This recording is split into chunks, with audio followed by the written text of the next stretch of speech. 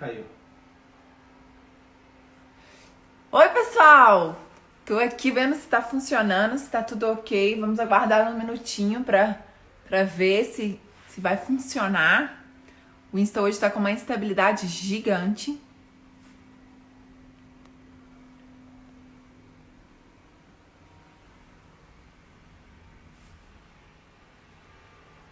Não tá dando. Ah, agora sim. Bom, pessoal, boa tarde. Acho que o Insta hoje tá um pouquinho instável, mas eu acho que agora deu. E aí, vamos esperando o pessoal chegando. Hoje a gente tem uma super live com o nosso querido professor, que é mestre e doutor pela PUC São Paulo, professor Bento Herculano, que é uma das pessoas que eu mais admiro em direito. Então, o Insta tá um pouquinho instável e aí o pessoal não tá conseguindo, então mandando aqui que não tá conseguindo entrar. Deixa eu ver como é que a gente vai fazer. Vou puxar o professor Bento e aí, se não der, a gente sai e entra de novo.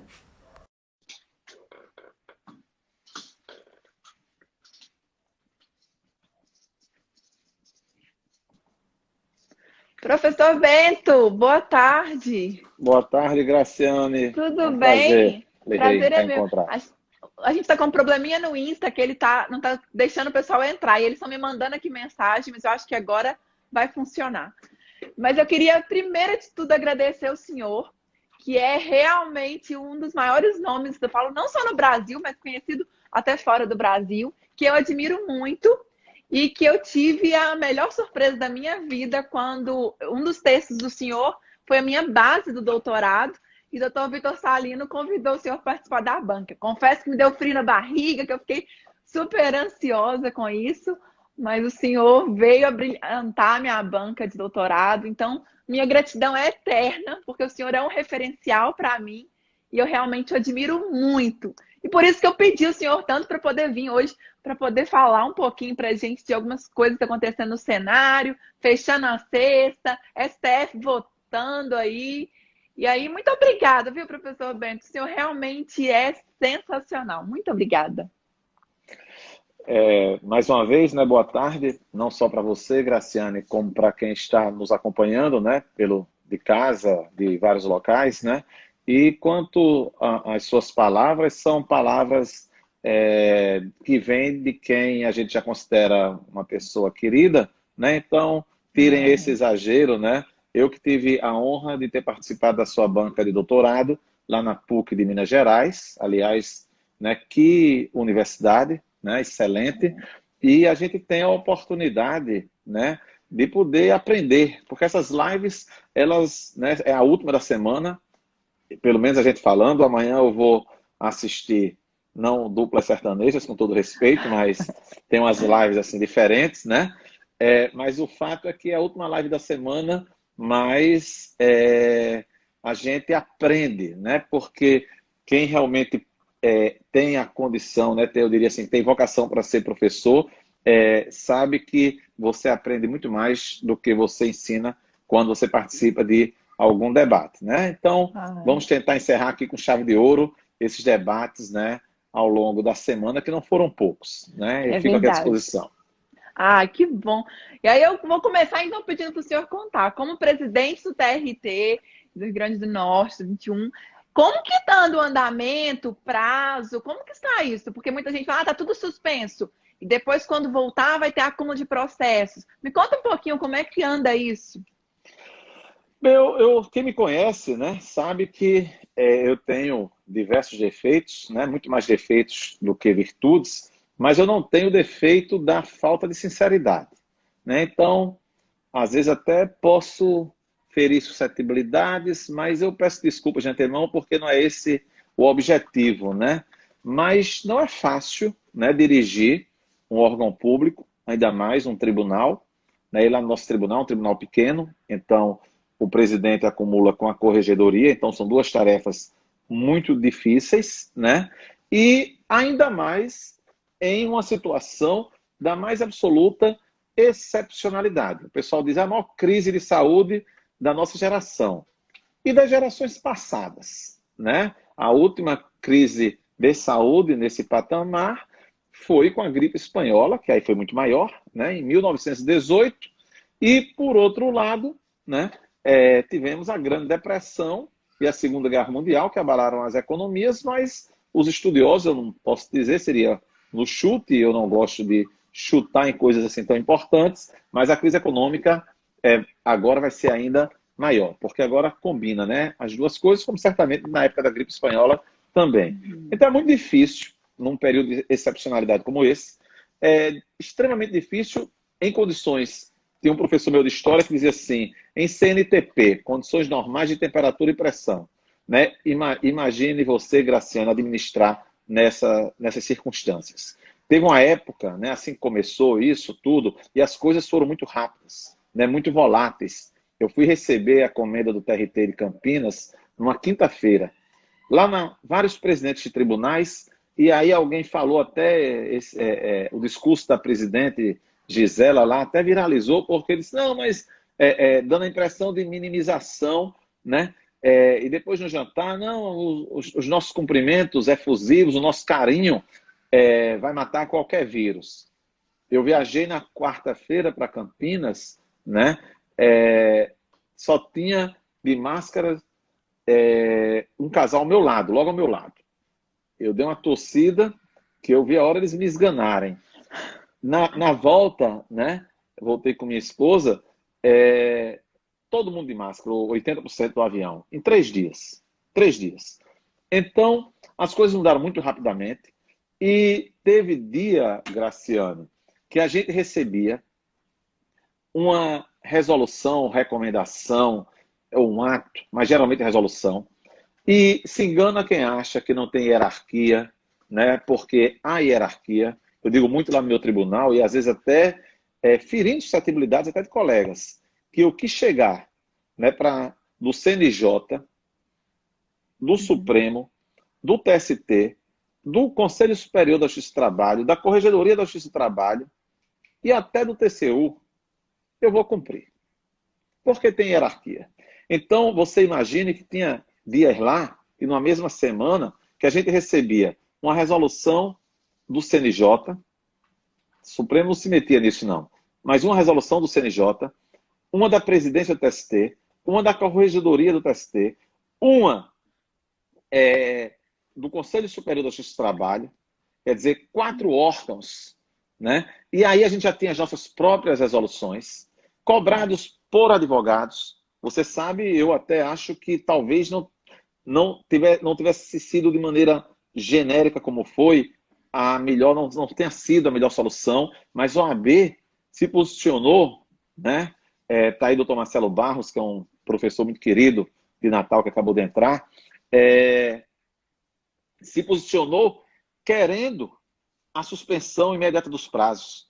Eu recebi lá no meu tribunal, por exemplo, a OAB, o presidente me procurou e não queria a suspensão genérica, mas a Associação dos Advogados Trabalhistas, que é aquele pessoal que a gente tem mais contato, queria a suspensão imediata. E a gente ponderando, eu ponderei, olha, vamos com calma, porque a gente ainda não sabia o tamanho, a dimensão da catástrofe.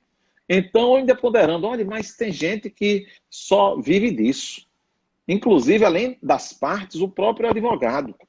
Né? Eu cheguei a dizer, e como eu lhe disse, sou muito direto, eu cheguei a dizer, olha, eu que sou magistrado ou servidor, a gente vai ter no final do mês. Mal ou ruim vai, né, com outros problemas que a gente tem. No meu caso específico, que dou muita aula, tive um prejuízo, mais financeiro. Mas, em geral, não há esse prejuízo. Né? E vocês que são advogados, e nós temos a realidade do PJE, o nosso tribunal é 100%, graças a Deus, de PJE. Né? Doutor Roberto Amorim, por exemplo, que entrou agora, que é lá da OAB, sabe disso. O nosso tribunal é 100% PJE. Então, será que o melhor caminho, né? E a gente, como sempre, a nossa gestão, a gente procura, por falta de democracia, déficit de democracia, ninguém pode me acusar. Fizemos um comitê de crise, a OAB indicou alguém, a Associação dos Servidores indicou alguém, a Associação dos Juízes também indicou alguém. Teremos uma reunião agora, por exemplo, na quarta-feira, porque a situação é muito delicada. Né? Como se sabe, a gente não parou na justiça de maneira geral, até teve uma certa campanha, que algumas pessoas não compreenderam bem, mas depois ficou muito bem explicado. Nós continuamos trabalhando e nós temos que separar, né? Na primeira instância é um quadro mais difícil, na segunda instância é um quadro mais fácil. Então, por exemplo, no nosso tribunal, a gente tinha uma resolução, né, que eu posso dizer assim, que a fórceps, a gente conseguiu essa resolução, porque eu fiquei cobrando os colegas, né? Enfim, havia uma comissão, mas que ela não era suficiente. Então, claro, é como se fosse uma lei e um decreto, porque uma resolução vem do pleno, jamais eu passaria por cima. Mas aí, já na pandemia, fiz o ato, e isso cobrado pela Corregedoria do TST, inclusive, né? Fiz um ato e a gente hoje tem, na segunda instância, na primeira semana foram julgados 150, lá são 2 turmas apenas, 150 processos numa turma e 350 em outra turma. Então, funcionando muito bem. Na primeira instância, nós temos relatos e temos números, temos acompanhamento, claro. Os processos até andando mais rapidamente. Por quê? Né? Porque não tem aquela questão do atendimento presencial. E eu não vou criticar o advogado que faz isso à parte, porque eu mesmo, né, eu até coloquei hoje no grupo da Universidade Federal, né, vocês sabem, eu sou professor lá da UFRN, que tinha, talvez por preguiça mesmo, né, mas era refratário a usar melhor as ferramentas tecnológicas. Eu fiz uma live aqui com alguns professores numa instituição, né, e o professor Sérgio Torres participou e ele indicou, né, o doutor Sérgio é uma sumidade, são 3 tipos de case que nós temos. Temos o QI, que é o conhecido QI, né, o coeficiente de inteligência, né, o QE, que é o emocional, a inteligência emocional, e eu conheci a inteligência de informática, e sempre me achei com déficit, mas é o famoso QA, que é o coeficiente, o quociente, melhor dizendo, o quociente, me desculpe aqui retificar, o quociente de adaptabilidade. Né? Então a gente precisa saber mexer, né? Porque quem não souber mexer, agora se mostrou, vai ficar para trás. Nós, né, Graciane, eu, você, que somos professores, né, a gente precisa entender isso. Então, na segunda instância, inclusive teremos a semana que vem a sessão do pleno. E até a administrativa. E a administrativa terá que ser por videoconferência. Mas voltando aqui, então, os processos andando mais rapidamente, por quê? Porque acabou aquela história de se ir no balcão, e como eu disse, eu não critico muito, porque eu mesmo às vezes gosto de olhar, e vou tentar me modificar, né? Usar mais e mais. Para você ter uma ideia, eu fui usar aplicativo de banco um tempo desse. Eu tenho até vergonha de dizer isso. E a gente vê como, né, é mais fácil. É muito mais fácil a gente, né, usar essas ferramentas. Mas agora a gente precisa dar um outro passo, porque são etapas, né? O CNJ, por exemplo, já fez, mas foi para consumo interno, foi o diretor-geral de lá, já colocou, e não poderia ser diferente a meu ver, foi mais sábio o CNJ, colocando que não tem mais data para terminar o homework dos seus servidores, né? E quanto a isso eu não tenho nenhuma dúvida, né? Quanto a isso eu não tenho nenhuma dúvida. Mas em relação ao atendimento externo, no Colégio de Presidentes, Colé Precó, temos feito uma enquete, né? A AJUF, por exemplo, que é a Associação dos Juízes Federais, ela já saiu na frente, como foi noticiado, e pediu ao CNJ a volta dos prazos processuais, né? Que a OAB fez uma enquete, havendo uma grande divisão, 55% num sentido, 45%, né, em outro sentido, né? Mas a AJUF já se posicionou, a Ana Matra, que é a nossa associação mais representativa, e o nosso colégio também estará se posicionando, porque os prazos estão suspensos até o dia 30. Eu, particularmente, e há consenso dentre os presidentes e corregedores de tribunais, não há sentido, não há necessidade mais dos prazos em PJE continuarem suspensos. Né? E agora tudo mudou, assim, a gente vai ter que adaptar, porque realmente esperar até quando? A gente não sabe a data do final disso, né? E se ficar suspenso por prazo indeterminado, é o que o senhor falou. Quantos advogados vão começar a passar fome até? E a ciência já disse que, de fato, o isolamento social, com, né, o famoso achatamento da curva, não é o melhor caminho, é o único caminho viável. Eu até É. acho, claro, e hoje agora nesse julgamento do Supremo, a gente vai falar daqui a pouco, aí alguém falou também de novo, não se pode dissociar a questão de saúde com a questão de economia, até porque, né, a desnutrição, a falta de ter o que comer, a falta de enfrentar problemas de saúde, né, o Uhum. déficit na saúde pública, o congestionamento, também conduz à morte.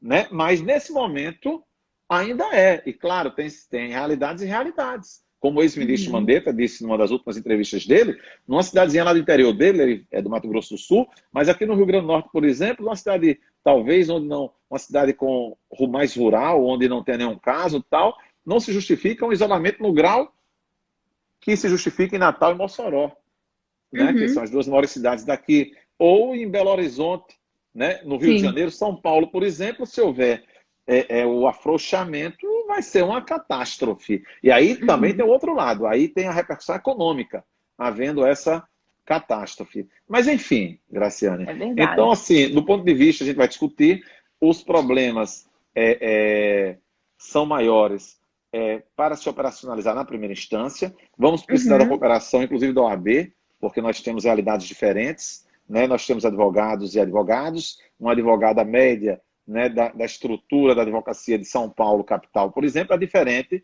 da média da advocacia do interior do Amazonas.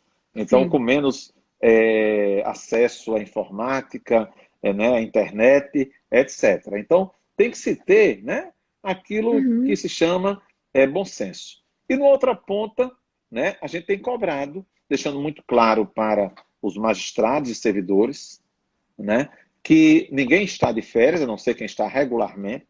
Nós tomamos uma medida que para alguns é antipática, mas a gente tem que tratar a coisa pública com o devido cuidado. Então, Uhum. a não ser quando é uma situação excepcional de necessidade realmente do serviço, não estamos remarcando férias marcadas para março e abril. Por quê? Porque a gente vai precisar de força máxima quando Aham. voltarmos, né? Hoje mesmo eu assinei um ofício para os nossos magistrados de primeiro grau, no sentido de que não vejo eu, né, a menor plausibilidade em haver sentenças atrasadas a essa altura. Tribunal de Uhum. Rondônia, os bons exemplos devem ser citados. Não tem mais nenhuma sentença na primeira instância para ser julgada. No nosso caso, no nosso tribunal, são poucos os juízes, né, que estão com pendências fora do prazo do Código de Processo Civil para se proferir uma sentença. E os prazos para os juízes, os prazos judiciais, né, em relação aos juízes, né, eles não foram suspensos em nenhum momento. Né? Isso é Uhum. uma coisa que eu sempre enfatizei. Certamente, como ele disse, né, o gestor ele acaba atraindo eventualmente algumas antipatias, mas a gente busca sempre ter uma atitude republicana. Né? Então, por isso Aham. mesmo, a gente tem atuado dessa maneira a exigir resultados. Temos também colaborado, aqui em Natal teve um case, foi muito divulgado, um hotel que estava abandonado, que foi, não sei se você tomou conhecimento, né, que a Uhum. gente cedeu para a prefeitura, é um hospital de campanha maravilhoso, né, poderíamos dizer assim.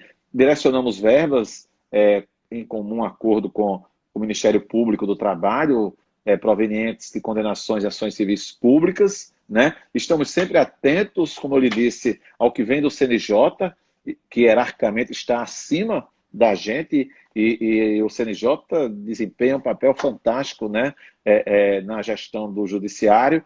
Também o TST, temos uma pessoa da acessibilidade da ministra Maria Cristina Peduzzi na presidência, né, e também a corregedoria, enfim. Então são essas duas pontas. Eu digo assim, vamos sobreviver, vamos tentar extrair o máximo de bom proveito, né, se é que é possível isso. Eu sou muito cético, eu não acho que a humanidade vai sair melhor por causa disso. Não. Algumas pessoas, a maioria das pessoas vai sair melhor.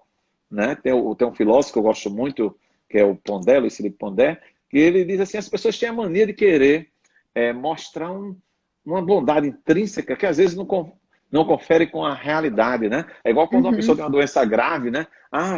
Qualquer pessoa com essa doença, ninguém que tem essa doença deixa de sair muito melhor. Boa parte sai melhor. Mas nem tem todo mundo. Né? A mesma história, Graciane, que todo mundo vai pagar um preço igual. Não, o preço que eu estou pagando, ainda bem para mim, né, é menor do que o preço daquela pessoa que perdeu o seu emprego, ou que É tem uma verdade. redução de 70% no seu salário, ou do trabalhador Aham. avulso que perdeu o seu sustento e vai ficar agora com Corona Voucher. A gente tem que ter esse É. sentimento de realidade e até de gratidão.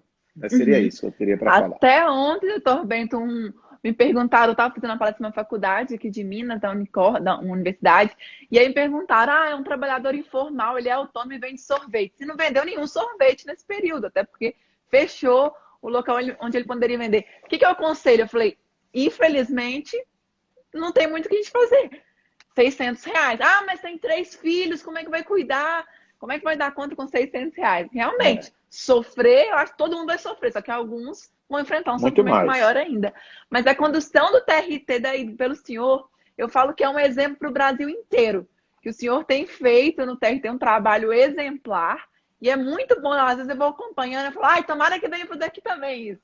Então eu fico aqui fazendo voto, esperando logo que a gente possa ver o senhor, inclusive, no TST.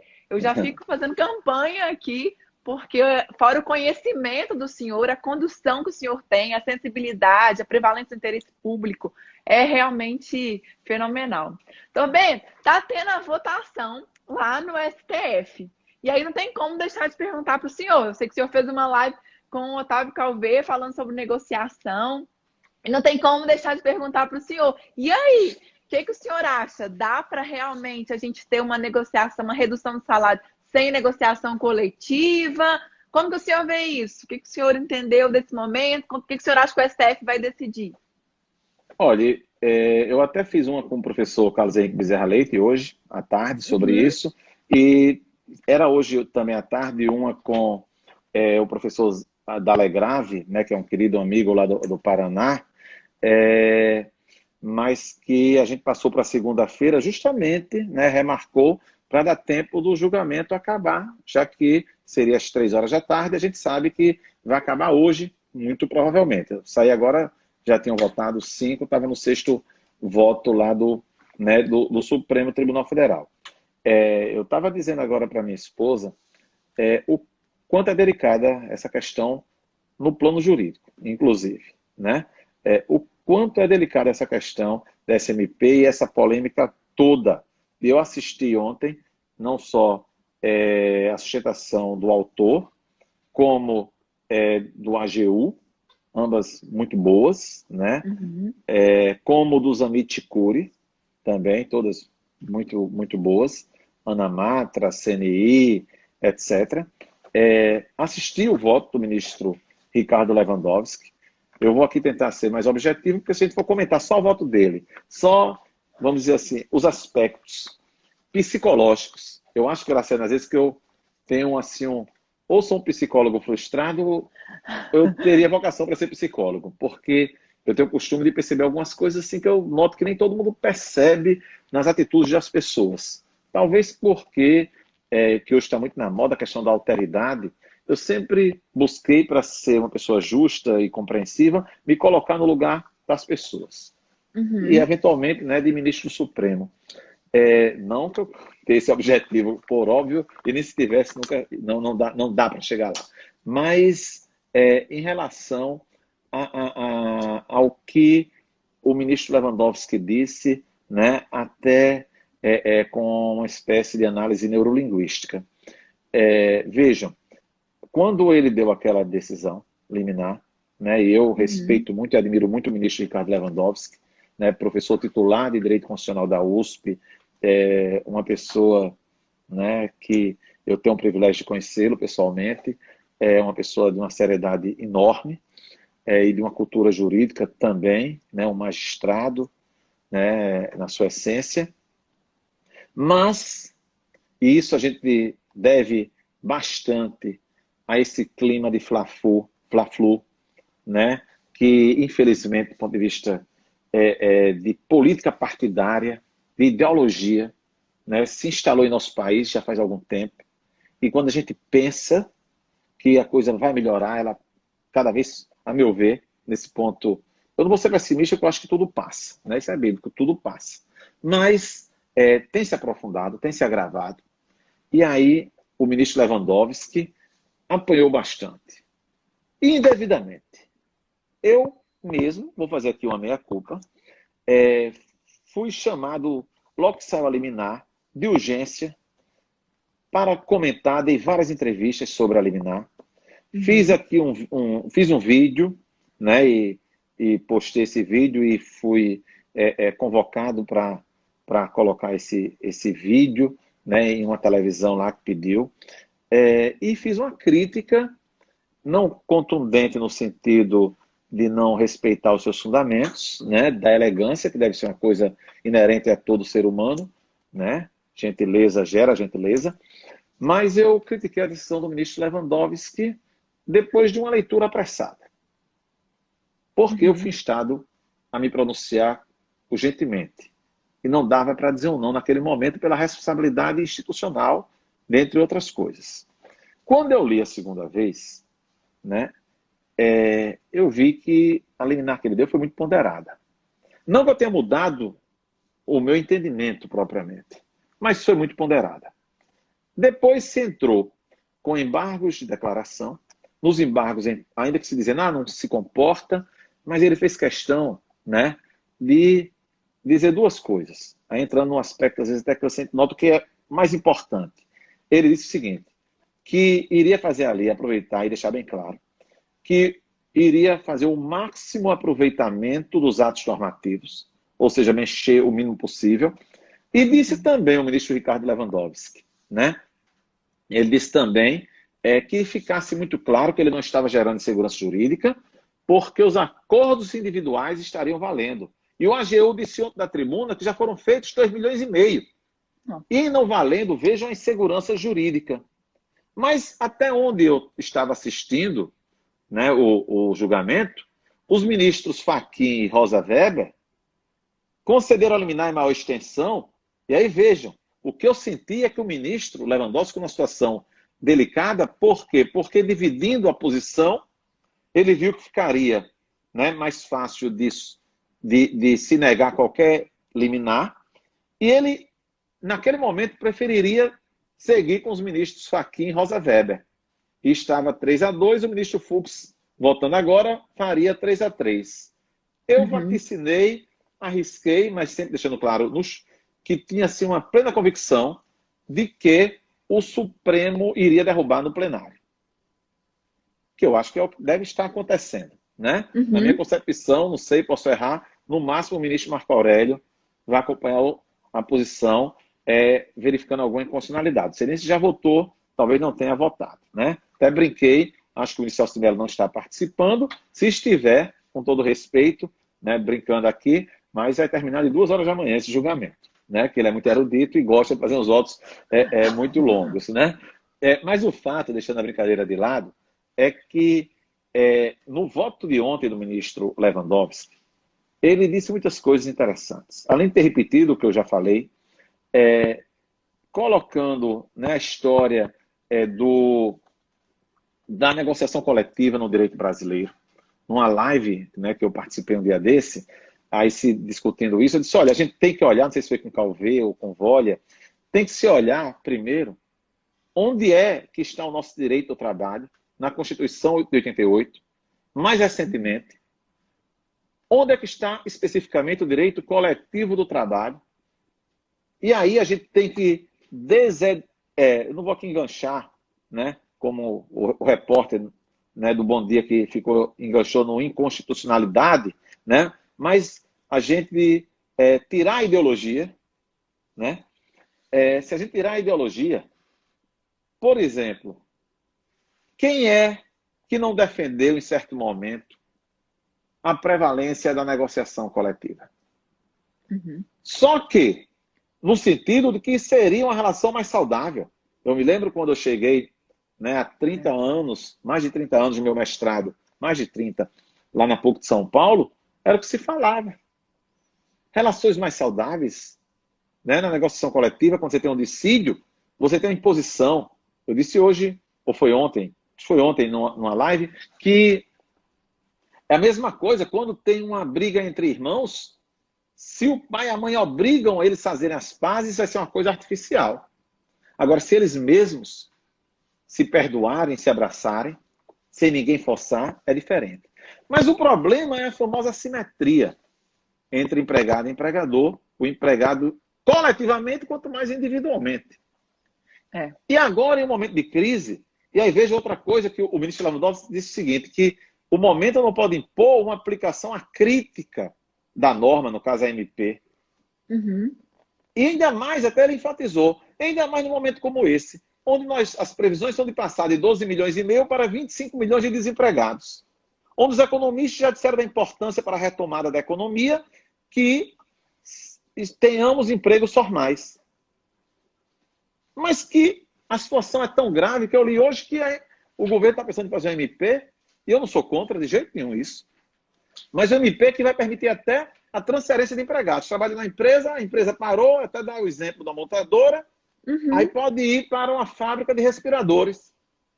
Então vai ter um órgão cedente, não uma empresa cedente, uma empresa cessionária. Mas o fato aqui para tentar objetivar é que os fundamentos, que é uma outra coisa muito interessante, tanto da ação direta de inconstitucionalidade, como da contestação da AGU, por exemplo, coincidem em um ponto. Dizem a mesma coisa. O ministro Fux estava dizendo há pouco, ora, mas essa MP é querendo a mesma coisa para trabalhadores e empregadores. E o fundamento comum é o valor social do trabalho. Quem defende a constitucionalidade, defende o valor social do trabalho e a livre iniciativa. E quem defende a inconstitucionalidade, defende a dignidade da pessoa humana e o valor social do trabalho. Além de outras questões pontuais. E aí, olhando para trás, a gente vai ver que realmente o Constituinte de 88, ele privilegiou a negociação coletiva.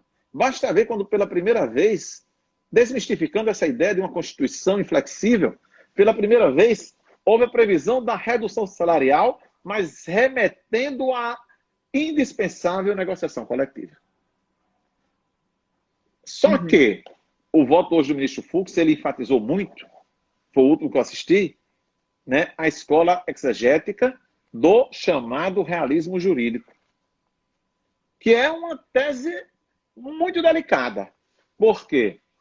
Porque a influência externa do momento, mas a Constituição, a rigidez da Constituição é uma coisa muito cara, é uma carta política.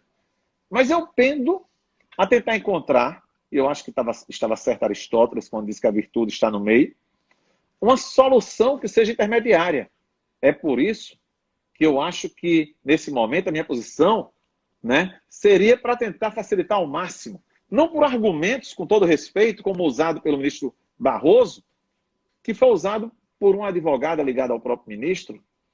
Barroso publicou ontem um site dizendo o número de advogados, e o ministro Barroso, de advogados, digo, o número de sindicatos no Brasil. Mas isso não tem nada a ver.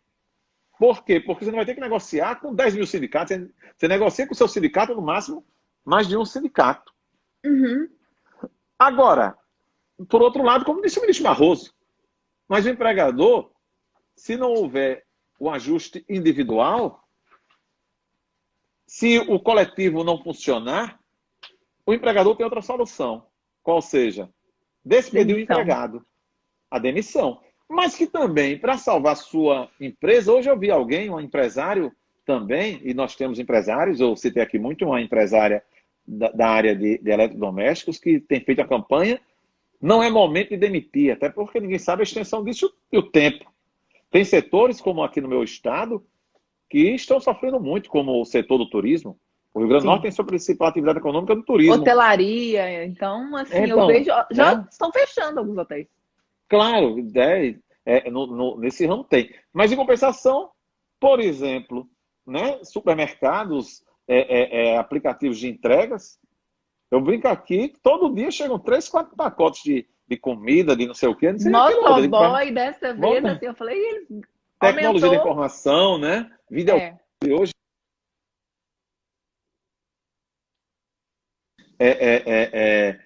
E que aí a gente não pode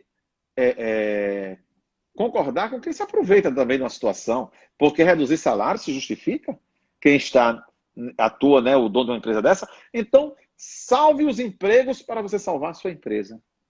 Porque também é claro que se o empregador puder contratar mais gente e ter maior lucro, ele vai querer isso. Então, assim, é por isso que eu acho que a MP, eu não vejo, sinceramente, inconstitucionalidade nela.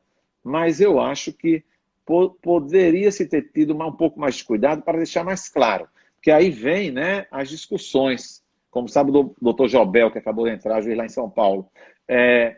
Como bem sabe, porque, inclusive, na discussão ontem da tribuna, né, dos amigos, dos amiticures, se poderia, como diz lá a liminar do ministro Lewandowski, a negociação ser posterior ou realmente teria que se conceder, como os ministros Rosa Weber e Fachin concederam hoje em maior extensão a liminar, porque teria que ser logo no início. E até o argumento, olha, mas com ferramentas de tecnologia era tudo muito fácil. Né? Era tudo muito fácil. Mas eu acho até que o ministro Lewandowski tem uma expressão muito feliz quando ele disse assim, ora, os 10 dias, e vejam como ele ficou incomodado porque ele apanhou digitalmente, né, indevidamente, a meu ver, tenho absoluta convicção disso, e ele ontem ele disse assim, no voto dele, olha, inventaram aí, saiu na mídia, que eu tinha criado o prazo de 10 dias, eu sou um pobre juiz, como é que eu vou criar, eu sou um simples juiz, ele disse, como é que eu vou criar um prazo de 10 dias? Eu vou... a MP é que dá os 10 dias, mas ele foi feliz na expressão que apenas era necessário que essa comunicação tivesse uma consequência jurídica. E onde ele disse que não poderia criar, mas criou porque ele acrescentou, né, na liminar dele, apenas a comunicação em 10 dias, vírgula, podendo, se quiser o sindicato, deflagrar a negociação coletiva. Vejam, e ontem, então ele foi muito cuidadoso, né? Agora, eu acho que isso era prescindível. E dá para, no hermenêutica constitucional, se entender da constitucionalidade, mesmo sem essa previsão. Mas poderia ter tido, assim, mais cautela do governo para fazer uma MP mais cercada, né, de garantias, né, doutor Jobel? Então, enfim, porque a gente acaba se estendendo, porque como eu disse, é envolvente essa discussão. Lógico que não dá para falar em 1 hora aquilo que a gente pensa, em meia hora, em 15 minutos, mas se a gente olhar, né, os argumentos contra a constitucionalidade, por exemplo, não foi à toa que no artigo 8º da Constituição, acho que é o inciso 3º, quando fala em acordo de convenção coletiva, diz da essencialidade da participação do sindicato. Quando fala em negociação coletiva, digo. Sim. Né? E vejo que depois do TST, a meu ver também acertadamente, disse que isso era só em relação ao empregado. Em relação ao empregador, não há necessidade. Então, pode o empregador fazer uma negociação para um acordo coletivo com o sindicato de empregados sem o seu sindicato dando assistência. Por quê? Né? É a ratio, né, né, a razão da norma, que é proteger o empregado quanto a essa assimetria. Né? Estão dizendo que o ministro Marco Aurélio está voltando agora. Ele é o penúltimo, né?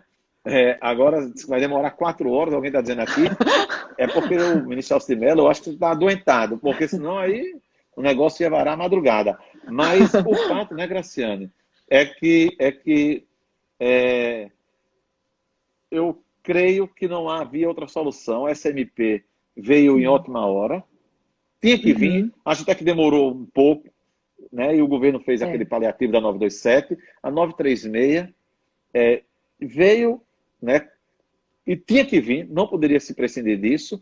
E vencida essa etapa, que é outra coisa, venceu a etapa, é constitucional, vamos cuidar apenas para evitar, e a MP tem gatilhos.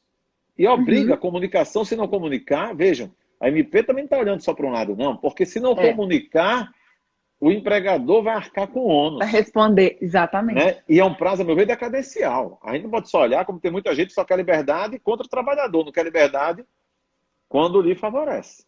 Não está combinado? Não fez a justiça individual? Não sabe que assina MP? Vamos olhar dos dois jeitos. Né? Então seria isso.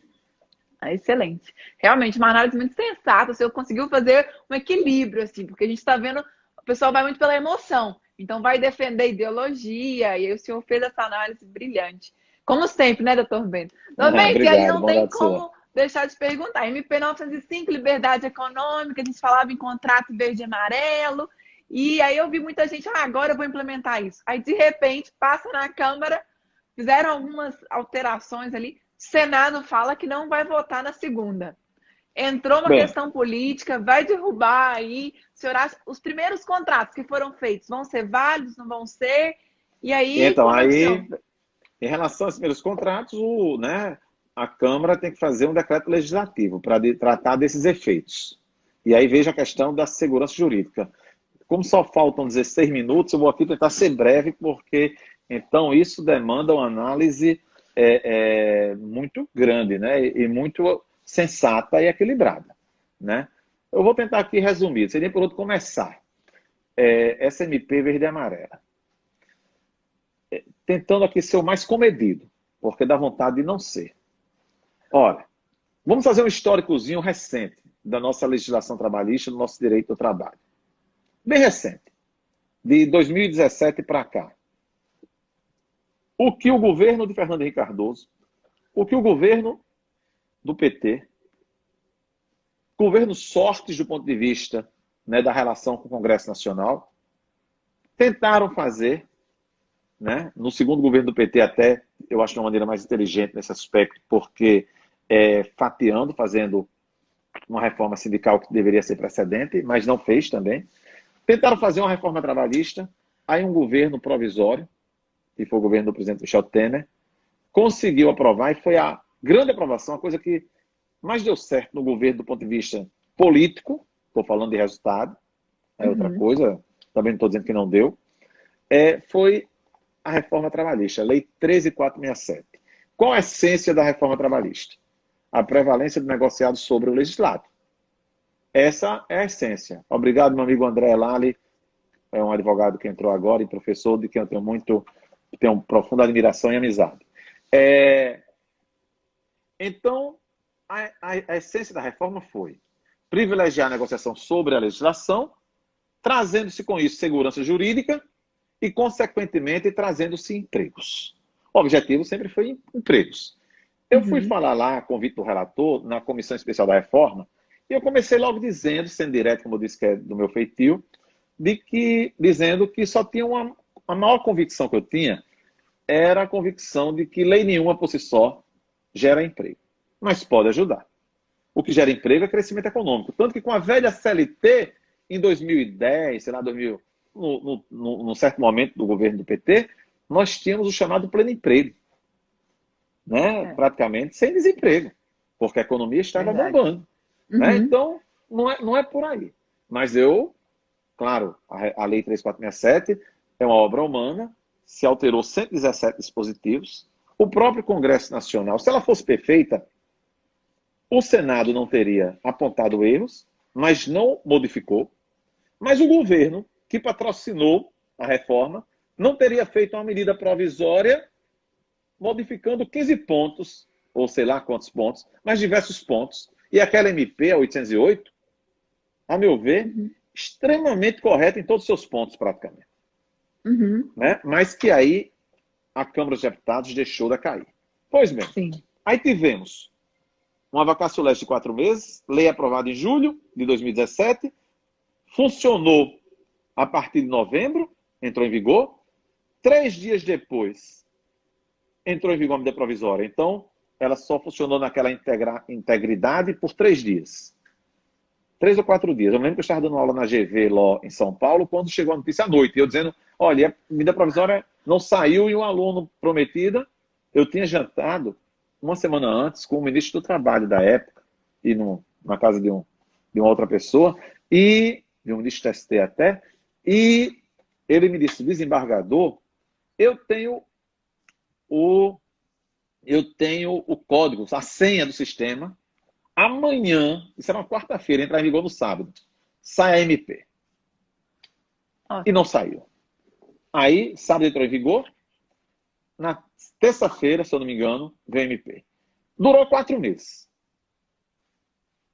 Foi. decaiu.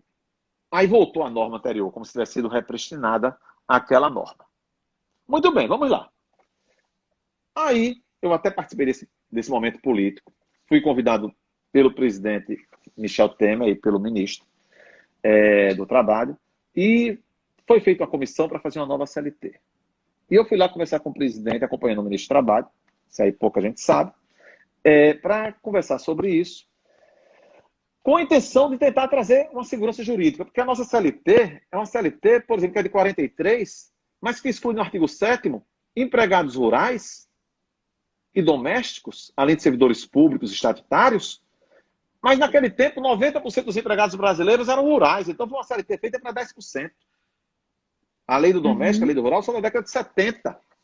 Né? Então veja só, a nossa comissão levou um bombardeio político tão grande, inclusive por parte do presidente da Câmara, Rodrigo Maia, porque, lógico, como sempre, nesse fla-flu ideológico, não, querem derrubar a reforma, pererê, parará, imagine, com pessoas e o presidente Michel Temer. Na minha frente, o trabalho disse, vai ser uma comissão de técnicos, professor Estevão Malê, professor Nelson Manrich, sabemos, advogados empresariais, professores como Aldaci Coutinho, né, com outra vertente, Gustavo Felipe Barbosa Garcia, Vólia Bonfim, doutora Tânia, desembargadora Tânia Risca, lá do Rio Grande do Sul. Quer dizer, grandes nomes, o ministro Alexandre Agra, me desculpe se eu esqueci alguém, professor Dalegrave. Como é que pode, né, ser uma comissão equilibrada? Mas só durou um dia.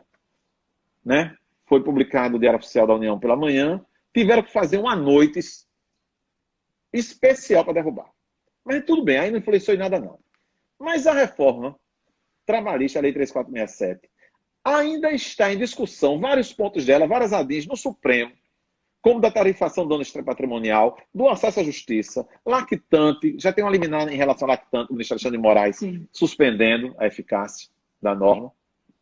Aí vem a MP da liberdade econômica, que muitos chamaram, acho até com certa dose de exagero, de mini-reforma trabalhista. Aí o Ministério da Economia, já no governo agora Jair Bolsonaro, cria o GAET, Grupo de Altos Estudos Trabalhistas. Né? Eu até fui convidado também, integro o GAET. São 4 subgrupos. Liberdade sindical, de direito previdenciário vinculado ao trabalho, de economia do trabalho e um subgrupo que eu integro, junto com o ministro Ives Gandra, ministro Alexandre Agra, ministro Douglas e desembargadora Sônia Mascara, etc., doutor André Molina e tal, chamado Direito do Trabalho e Segurança Jurídica. A gente não pode adiantar nenhum conteúdo, mas fizemos um trabalho com muitas reuniões lá em Brasília.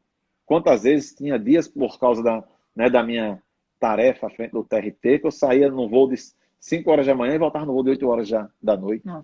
Né? Cansado, morto, mas é um trabalho hercúleo. Aí somos surpreendidos com a MP do contrato verde e amarelo. Até alguém perguntou, foram vocês que fizeram isso? Não, não fomos nós. Né? Que eu saiba, pode até algum colega do grupo ter participado, assim, com alguma ideia. Não foi meu caso, não fui consultado. Mas o fato é o seguinte, veja só. Aí dura 4 meses, aí a Câmara dos Deputados, o relator, e depois houve a aprovação. Em 2 dias, em meio de uma pandemia, e aí eu não vou nem criticar a Câmara, porque tem um prazo para caducar, dos 4 meses. Mas as sessões virtuais, a gente sabe que com 513 deputados, como vamos colocar os pés no chão e falar a verdade, como é que vai ter uma discussão efetiva? Não que eu queira aquela gritaria, né? Mas como é que se vai ter? Às vezes aquela agressividade. Não tem como, né? Aí se aprova a MP com várias modificações. Por exemplo, era 20% a indenização do FGTS, passou para 30%. Né? Em compensação, criaram, lá que não estava na MP, um artigo para a CLT, 855F, que permite até que, se você estiver no meio de um processo no judiciário, na Justiça do Trabalho, você pode levar para um cartório, pagar custas de cartório, desde que com a presença de advogado, e você vai ter ali uma transação sem necessidade de homologação judicial. E um processo em curso.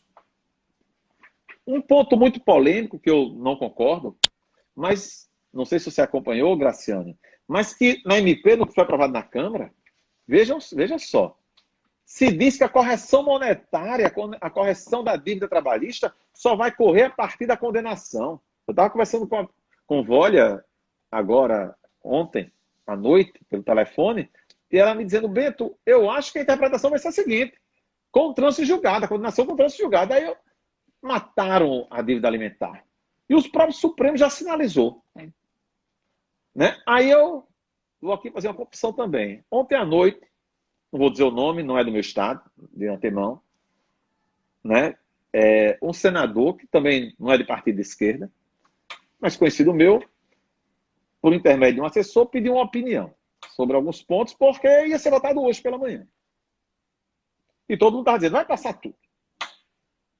Aí eu apontei, por exemplo, o artigo 8º, acrescentaram um parágrafo, que diz assim, que, veja só, de uma discutidíssima constitucionalidade, que também foi ideia do relator lá né, na Câmara dos Deputados, não estava na MP, dizendo que não há de se aplicar súmula de tribunal. Veja só que coisa, trazendo insegurança jurídica, violando a independência do judiciário, desde que contrária à lei. Agora, quem é que vai dizer, quem é que vai determinar o alcance da lei quando ela for controvertida? A súmula tem justamente esse papel. Exatamente. Na Câmara, quando o pessoal criticou o ativismo, e aí, lógico, também tem decisões que conduzem a isso, a gente tem que fazer uma meia-culpa, muitas vezes decisões, né? O professor Alex, ele diz assim, tem um bom ativismo e um mau ativismo. E eu vou concordar com ele. Às vezes o ativismo é necessário, outras vezes não. Eu nunca tive esse problema, sempre entendi, né, a separação de poderes. Mas, enfim, aí esse senador pediu ideias, e eu fiquei ontem à noite, de 8 horas da noite até meia-noite, estudando, para poder dar ideias, mandei as ideias. Aí ele me disse, não, mas escolha uma coisa que você acha que é pior para eu fazer a supressão, tentar, né? Lógico que ele tentar. Aí eu pensei um pouquinho, disse, me dê 15 minutos. Aí mandei lá, não vou dizer o que foi, mas eu mandei lá a minha ideia. Daqui a pouco aí chegou a notícia, eu não comentei com ninguém, porque essas coisas a gente não comenta, né? Ele disse assim, ô Bento, 99% de chance do Senado não votar amanhã. Não. Deixar caducar. Aí hoje no Estadão, eu li, aí veja aí o lado político, não que eu acho que esteja errado, porque deu essa infeliz coincidência. Sim. Né, de estar no prazo e ver a pandemia. Mas votar sem nenhuma discussão efetiva. O Senado chegou assim, recebeu na sexta-feira, na quinta, olha, você tem sexta e tem segunda, né, Alexandre Piovesan, grande juiz lá de Goiás que entrou. Você tem, né, o Vinícius Ribeiro, a gente quer eliminar. Era previsível. Nesse ponto, todas as vezes eu disse que achava que ia cair, porque a gente já conhece mais ou menos o pensamento, né? Do Supremo, a gente sabe como é que pensa, por exemplo, o ministro Barroso, é um liberal, né? Etc. E outros, a gente sabe quais são as posições mais ou menos. Pois bem, mas voltando aqui para o MP do contrato verde e amarelo, né? Aí eu li no Estadão que seria uma primeira represália, né, ao presidente da República deixar cair, mas vejam que o MP já é muito modificado. Alguns dizendo que estava desidratada, outros dizendo que é ao contrário, né? Mas por causa desse imbróglio do ministro que foi alterado e tal, aí à noite ele fez um ataque, talvez o maior ataque que ele tenha feito ao presidente da Câmara dos Deputados, né? O presidente da República foi muito duro com o Rodrigo Maia, ele procura se dar bem com o Alcolumbre, mas são do mesmo partido, são do mesmo poder, né? Então, claro que tem uma relação, mas enfim. Aí eu vi agora também há pouco no outro jornal, no Globo, dizendo que o Alcolumbre ia tentar um consenso no final de semana. Esse senador, de ontem à noite, de madrugada, me disse que vai se deixar caducar. Mas a gente sabe que Que não tudo pode pode. ficar surpreso se segunda-feira, se votar, Sair. sair Exatamente. e talvez com modificações, ou talvez sem nenhuma modificação. Depende da conversa deles lá, dois senadores, né? É verdade. Lauro de Campos está dizendo que foi 7-3, como eu disse. No máximo, Marco Aurélio. Ou seria 6-4 ou 7-3, conforme as nossas previsões. Mas, enfim, eu acho assim, um sentimento pessoal. Tinha muita coisa interessante no MP do contrato verde e amarelo. Eu Uhum. até, como lhe disse, essa história, não, porque vai diminuir direitos. Claro, a gente tem que se preocupar com isso, fundamentalmente. Mas eu até lá na mensagem para esse assessor, primeiro o assessor lá do meu senador conhecido, né? Eu disse assim, tenha um cuidado em relação à empregabilidade das pessoas mais velhas, até porque se a gente começar a empregar, isso é uma posição pessoal minha, se começar a empregar também quem já está aposentado, na outra ponta do primeiro emprego, a tendência aí, se o Brasil tivesse muito bem de empregabilidade, ok. Mas É. não estando, é uma coisa complicada. Começar a incentivar que você contrate pessoas aposentadas, como era a primeira ideia do contrato verde e amarelo, né? Mas depois é É. uma modificação, mas a Câmara colocou depois também. Mas, Uhum. enfim, falta agora, estou vendo aqui só um minuto, É. Graciane, né? Porque realmente eu falo demais, né? Mas, Ai. enfim, eu quero agradecer a você, né, pelo convite, foi muito bom lhe rever. Graciane foi uma das melhores teses de doutorado, defesas de doutorado que eu já Ai. vi. Foi sui generis, né, porque faltou energia. Se lembra, Graciane? Graciane Foi levou, exatamente.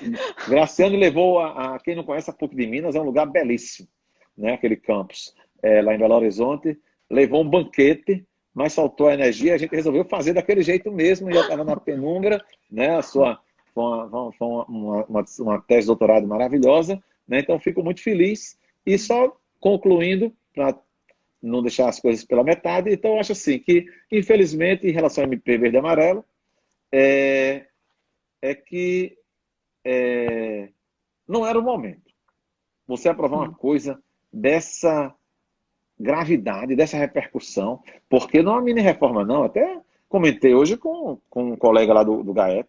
Olha, se passar essa MP, nosso trabalho ficou completamente sem sentido, incoerente, porque tem muita coisa que é contrário ao que a gente lá propôs. Outras são iguais, outras superpostas, muito parecidas. Quer dizer, fica totalmente sem sentido. Agora vamos ver Verdade. qual é o próximo passo, porque o que assusta, né, é essa É. instabilidade. Pelo menos assim, a gente que é juiz de trabalho, vocês que são advogados, trabalhistas, e os professores, pessoal do MPT e tal, né, não vai ser por falta de emoção que a gente vai ficar, né, na monotonia. Né? Então, Verdade.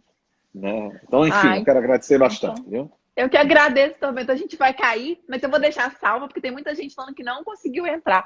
E muito obrigada pro senhor. A minha admiração, meu respeito, que o senhor já sabe, que o senhor é meu referencial, por eu tenho muito carinho. Muito obrigada. Um abração pro senhor. E tá salva, então, a nossa live. Tá certo, eu que agradeço. Muito obrigado, pessoal, vocês que assistiram. Foi uma satisfação. Né? Então, um bom final de semana para todos. Obrigada também.